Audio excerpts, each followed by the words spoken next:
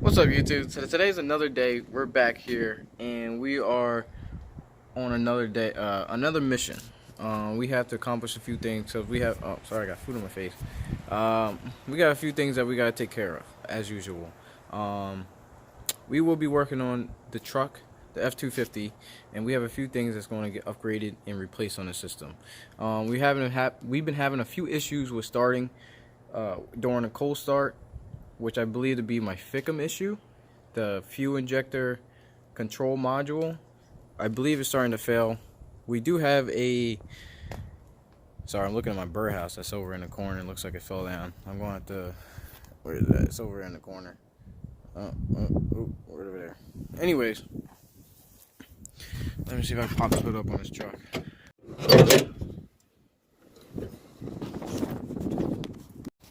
Alright, so we've been having an issue with my Ficm for the past couple weeks, if not almost a year.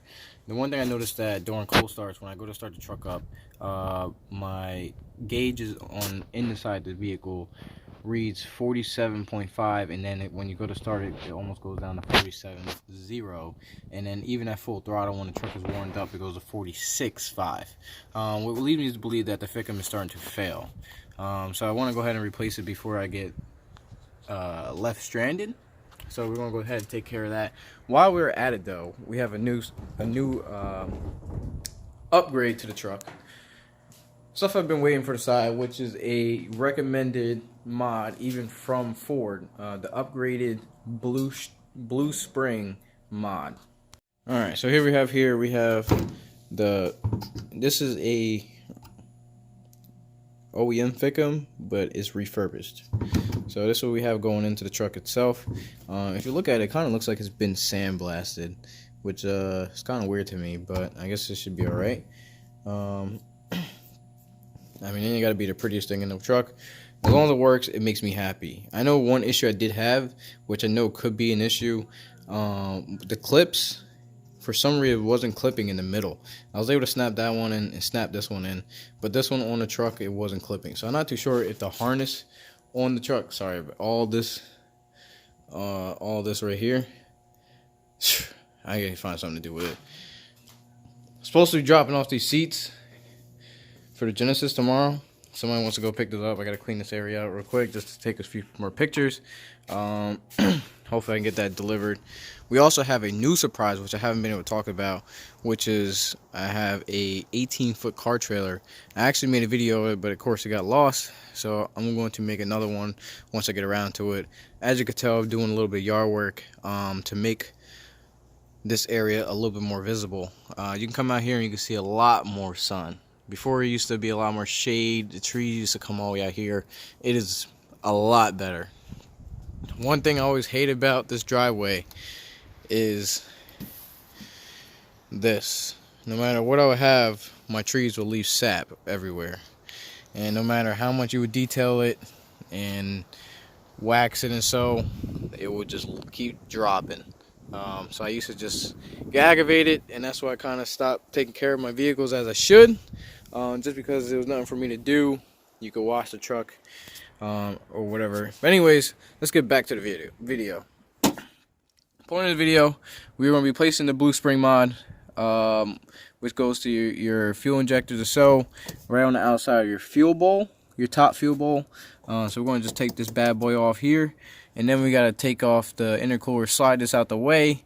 Hopefully I don't have to move my intake. I don't believe so. You can see it.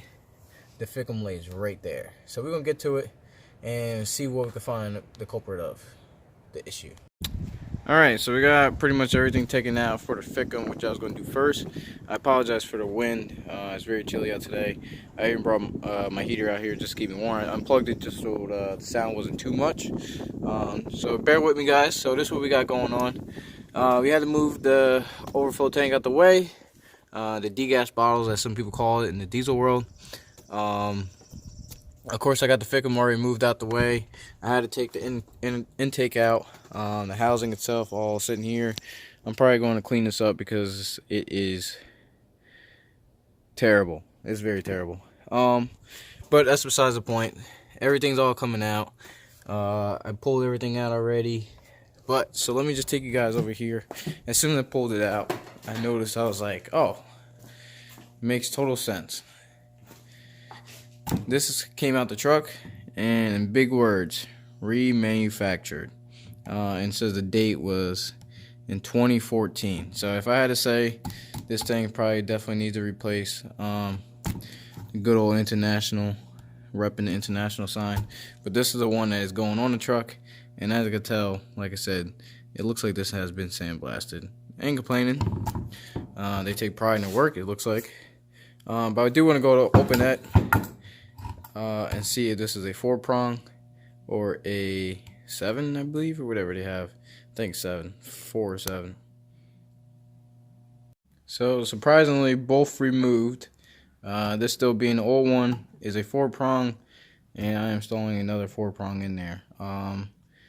So I want to say this will definitely do the job. You could tell, I mean, this one definitely looks a little bit older, but you never know with these trucks and engines in general. It looks like it's a problem, it feels like it's a problem, and then ends up being something totally different. But I'm excited, guys. Hopefully this finishes that long journey. Again, when I first bought this truck, my first instinct that the batteries are bad, so of course put brand new batteries, and then didn't have the issue ever again. And then of course the next winter, same problem. So of course I know it's not the batteries. The alternator has been replaced already. So I mean, I'm not throwing money at this truck trying to narrow it down, because that's never how you solve an issue. Only thing that solves is you having a pretty much a brand new truck or car when you're done throwing all that parts at it. That probably didn't do anything to it other than look nicer or help in some sort. Sorry, just gotta tweak these down. Then you gotta be super tight. Alright, so this gang's all good to go. We're gonna put this bad boy in there and get started on the blue spring mod. Everything's all in for the Ficm, all set up. I haven't started the truck yet, but my plan is to now disconnect the fuel bowl. So I just disconnected the cold side cac tube. I just loosened it up here and just twisted the pipe. I don't have to take it out. I was gonna take it out just to clean it. I did try waxing it just to get the coolant. Fair warning, don't get coolant or anything. It looks like it's a head gasket problem. It is not a head gasket problem. If anybody knows 6.0s, the seals on my OEM radiator blew and it caused coolant to spray everywhere. What a hell of a mess it was, and still is. But anyways, we're all good. If you want to see, watch your fingers. If you want to see the nice inlet compressor wheel, thing looks nice in there. She's cozy. She's sitting well. So anyways, we just got these 4 bolts. I'm going to loosen this up right here. Crack this first, then loosen these up. There's a spring behind here, so of course when you do loosen this up, you want to take it slow. You don't want all your interior pieces to go spray anywhere. I might spray this down just a little bit just to break some of this corrosion.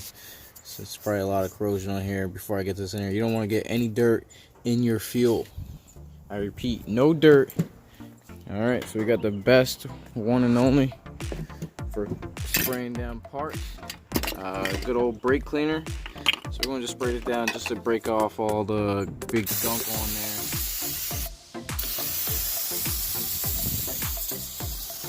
Again, it ain't got to be pretty.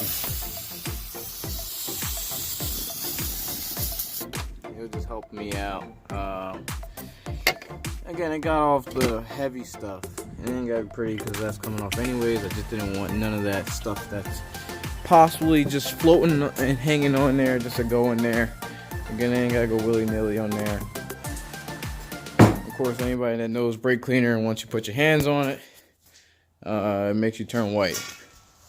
So, you got to put some gloves on. Well, it made my hose turn white too. I wasn't kidding. So let's get this going, guys. What are we waiting for? Alright, so taking a look, we're definitely moving along quickly. Sorry for the videotaping, just because I'm trying to do this as quickly as possible. So I got the fitting broken off. Here is the fitting right here, so I slid that out the way. Of course, you don't want that to go too far down there, so just make sure that you're pain aware. Some people zip tie it or so, just so you know it doesn't go all the way down there. But it's okay, I ain't gotta worry about it. I got something under there just holding it. So I'm gonna move this out the way. You see the O-ring first, so of course we're gonna take the O-ring out, and that will get replaced. So that just sits on the outside of there. Yeah, it feels a little dry rotted. You can feel it, but again, that's not the main priority. What we're looking for is what is in here. So now we just gotta break these screws. Have the Allen key. This is like a nice little Ford tool holder that Ford gives you, because you're always going to spend time working on it, which is nice. I don't know if Dodge does that for their issues. Alright, so we just got to crack these things. What size Allen this is? This is a 9/64, if I'm even saying that correctly. Sorry, these things are on here tight. Just gotta crack these things open. But once we get these all loosened up, again, we're just going to have to be careful. We don't want to have that spring come shooting out at us, but we got a little bit of time for that. So I'm going to get these bolts out. Again, it's not stuff that you can't do on your own. Just take your time. There's no rush. I'm very big on not rushing with my stuff. If it takes longer than I expected, then I will give it that extra time. You don't want to go ahead and just say, hey, you know, it should only take 2 hours, so I'm giving myself 2 hours to get it done, because I can give you an exact example that it will not happen. Once you come with a rusty bolt, or if you snap something, or especially if you have the incorrect tool, scenarios like that add time. Alright, so after getting my hands all covered in diesel fuel, I mean, it's not bad, just a little bit. It definitely makes it a little bit tougher trying to hold the camera and stuff. But here we have all the new stuff over here. This is the blue spring, of course, and this is what's going in, and this is the spring that's coming out, the black spring. Flimsiness, not too sure. It's still a little new to me. Oh yeah, it's definitely a lot stiffer. In the length, sorry, definitely a lot better. So definitely should notice an upgrade with this, which is, sorry, definitely reason why we're installing this is to see an upgrade. We're trying to make this truck perform good. But again, it's also daily, so even crucial things like this will help our fuel injectors out. We're pushing better fuel with oil to our injectors. Will make the injectors last longer, so hopefully they run better. And of course, on top of that, well, you will see an increase in power. Maybe not horsepower, but in power itself. That has been slacking due to the issue. Alright guys, so we're just finishing up this video. We got everything put it back together. Everything seems to be good, looking good. I haven't started the truck yet, so we won't know until I gotta prime up the fuel bowl, the fuel pump itself, just so we get all the air out that we put in there when we took the old spring out for the fuel bowl. So I believe everything should be set. Again, the main issue why we took the part today was the Ficm. Hopefully we could put in another updated video saying that everything went back together good, and we should have no problems with that end. Other than that, still with the same old. We got numerous things going on. Work has been kicking my butt back and forth, so I haven't had time to get to the new videos that we have going on. You know, that's why my garage is a mess, just because I have numerous things on my checklist to do. We still have the bar for the harness bar that I had to cut and extend, so we got to weld that. I just got these exhaust tips, just so I'm going to help out for a friend. We still have the issue with my Genesis, where we have to get to before I could drop it off to the tuner, which is the air compressor, which is not a big deal, but the noise itself that it makes aggravates me, so we got to get that fixed. So I'm probably going to have to drop that off at the mechanic shop, just so they can suck out the coolant, the actual charge for the air compressor, and then I can bring it back here to get pulled out. So we got a lot of things going on at the yard. So get in the truck right now, see if I can get this thing all primed up, and then hopefully we got a thumbs up and we can end this video with a success. All right. So without even starting the truck yet, just hooking up my gauge, you can already see the Ficm itself is at 49, 48, 50. Usually on a cold start, not even, it's at 47, 50, and even 46. So that's already a good sign right there. But let's go ahead and see if we can start it up.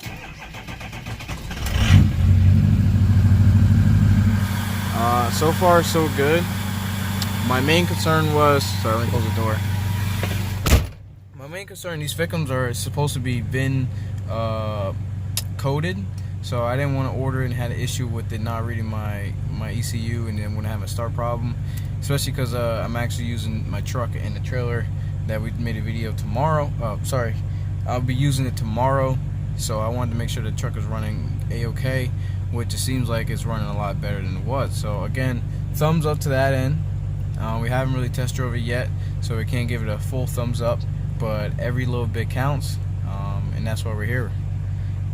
Alright guys, so that's going to end it for today's video. I hope you guys like, subscribe this video.